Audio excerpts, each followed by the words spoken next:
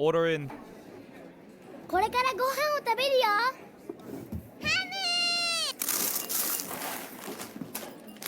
暑いから気をつけて。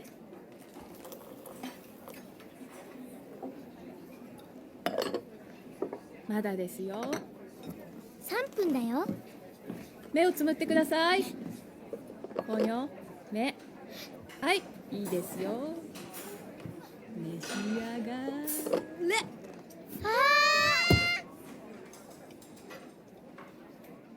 What's going on, guys? In celebration of the channel reaching over 600 subscribers, because I wasn't fast or organized enough to get this video done for 500 subscribers, we're going to be making the ham ramen from Ponyo. This is a super easy recipe which begins with us removing the seasoning packets from our instant noodles of choice before pummeling the main packet to break up all of the noodles. We'll then add the crushed noodles and seasoning packets into the bowl before adding in 400 ml of boiling water and cover the bowl for 3 minutes. This is when the magic happens, so no peeking, okay? Hey, I said no peeking. I'm watching you, mate. Keep your eyes closed. Okay, so it's been 3 minutes. Let's lift up the cover and oh my gosh, here's your bowl of Ponyo ramen. I don't know where these toppings came from, but I'm not gonna complain. Okay, maybe I'll complain a little bit about the noodles being all broken up because this makes it incredibly hard to eat with chopsticks. That was a pretty bad move on your part, Ponyo. As for the taste, it's exactly what you'd expect. Salty instant noodles, a nice bite of spring onions, ham is ham, it's always good, and then the egg. It's not super hard boiled, but it's definitely not my first pick for a ramen egg. And there you guys have ham ramen from Ponyo. Thanks for joining me on today's episode. Until next time, pull up a chair, unfurl that napkin, and I'll see you in the anime kitchen. Peace. Okay, yeah, so that was dumb and obviously not the proper episode. Today on Anime Kitchen, we're going to be making a more legit version of Ponyo's ham ramen. We're going to be making both a Chintan stock and a Dashi stock to combine together into a double soup base, and also some garlic spring onion aromatic oil, along with the usual ramen goodies. So let's get to it.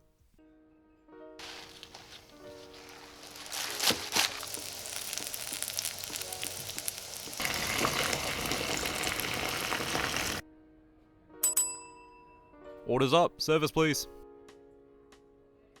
For our Chintan stock, we're first going to prepare our vegetables, which are coming into frame right about now.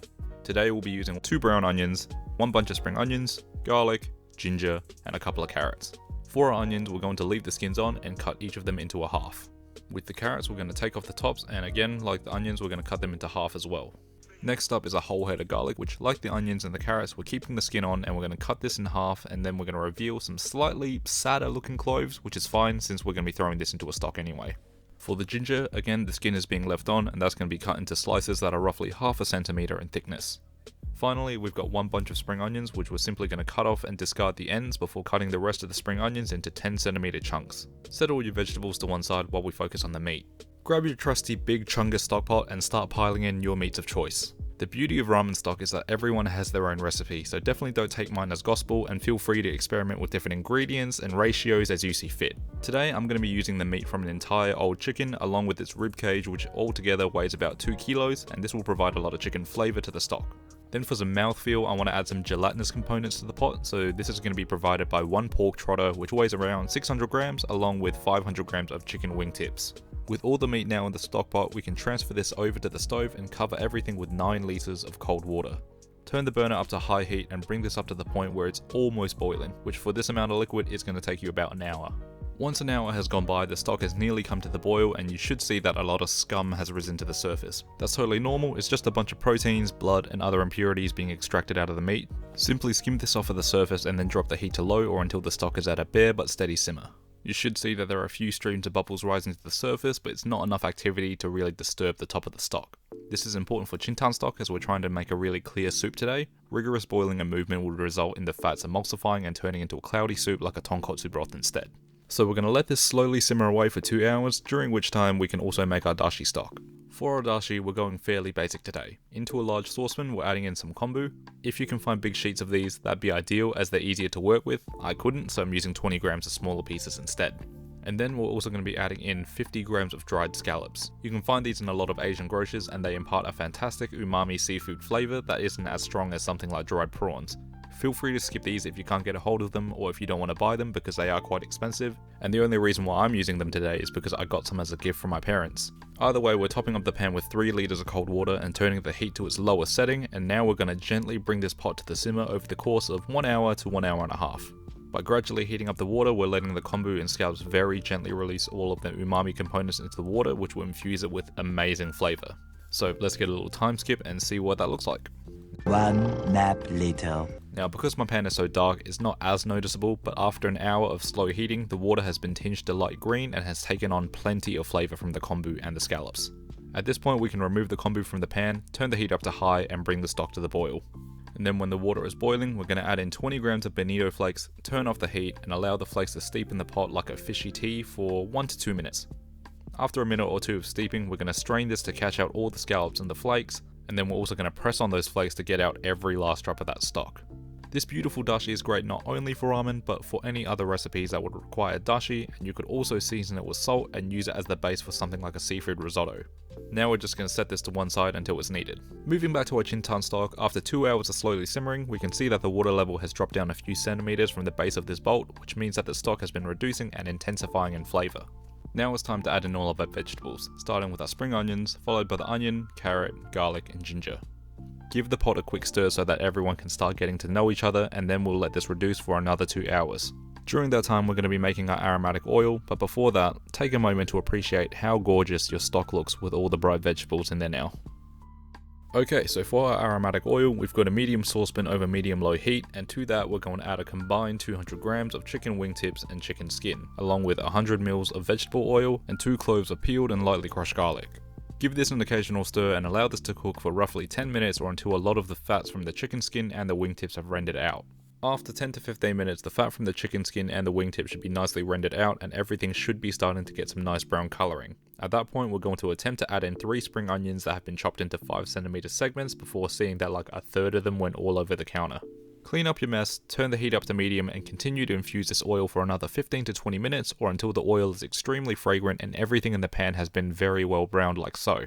When this has been achieved, we're going to turn off the heat and let the oil cool off for a few minutes before straining it into a heat-proof container. Give it a few swirls for funsies and then we're going to leave this to one side until we're ready to assemble our ramen. Going back to our Chintan stock for the last time today, we can see that it has once again reduced in the pot after constant simmering, and now it's time to reap our rewards. We're going to strain the stock through a sieve lined with some cheesecloth to catch any extra bits of debris, and then like we did with the dashi stock, we're going to use a pair of tongs to gently squeeze the cheesecloth and extract as much of that liquid as possible. Do note though that the harder that you squeeze the cloth, the higher the chance of you making the soup a bit cloudy. It's not that big of a deal as squeezing harder means you're going to be getting more out of the meat and veg, but if you want a really clear stock, go easier on the squeezing or let it naturally and slowly drip through the cloth.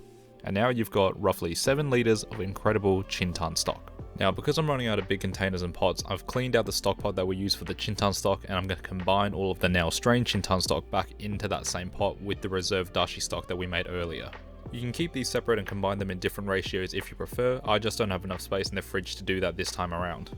And now, finally, after 6 hours of patience and hard work, you're rewarded with a total of 10 litres of beautiful and clear double stock that my camera just refuses to focus on. Now let's make a quick tare, boil up some noodles, and then we're ready to eat. Thankfully, the tare is the easiest thing to make in this entire video. We're making Lmao's Shoyu tare, which is as simple as combining the following ingredients into a small saucepan. 30 grams of sugar, 40 grams of salt, 150 ml of soy sauce, 60 ml of sake, 85 ml of mirin, and 250 ml of our combined stock. With an equally small spatula, we're going to mix everything together over a medium heat until the salt and sugar are totally dissolved, and then we're going to turn off the heat and add in 5 ml of rice vinegar and stir to distribute. And there you have a very simple and easy shoyu tare. Now it's finally time to put together our bowl of ramen. The general rule for a bowl of ramen is 1 part tare to 10 parts stock, so we're going to begin with 30 ml of our shoyu tare and combine that with 300 ml of our combined double stock. Give it a taste to see whether you want more tare or stock. For me, I left the stock unchanged but added another 15 ml of tare. Then to our bowl we're going to add in 1 to 2 teaspoons of our aromatic oil. I've got some noodles boiling away in the background, but while they're cooking, let's take another moment to appreciate the beauty that is ramen broth, especially with those crystal clear oil bubbles just floating on the surface. When you're done having a moment, the noodles should be ready. Shake out all of the water to prevent the soup from getting diluted and add that into the bowl. Now we're going to finish up by topping the bowl with half of an aji tamago, a sprinkling of thinly sliced spring onions, and a couple slices of a ham steak that have just been warmed and lightly fried in a pan. And here you have the anime kitchen version of ham ramen from Ponyo.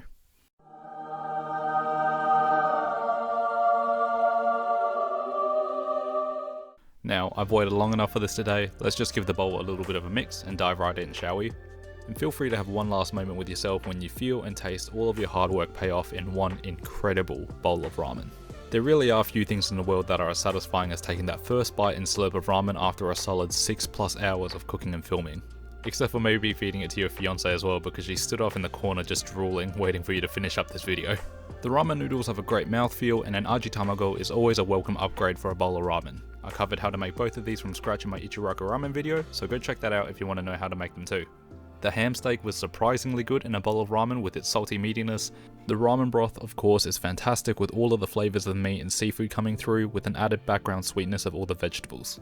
Finish it up with an awesome aromatic oil that hits you in the nose each time right before you take a bite, and you've got yourself an amazing dinner. Again guys, thank you so much for 600 subscribers. Never did I think after 6 months of making videos on YouTube that I'd be anywhere close to where I am now, and I can't thank you all enough for the support, feedback and kind words I've received along the way. I love you all, and I can't wait to see how the Anime Kitchen community grows in the future. As always my friends, thanks so much for watching today's episode. If you enjoyed it, let me know by dropping the like down below, and let me know in the comments what food from anime and other media you'd like to see me make in the future. Subscribe to the channel for a new episode every single week, and until then, pull up a chair, unfurl that napkin, and I'll see you in the Anime Kitchen. Peace.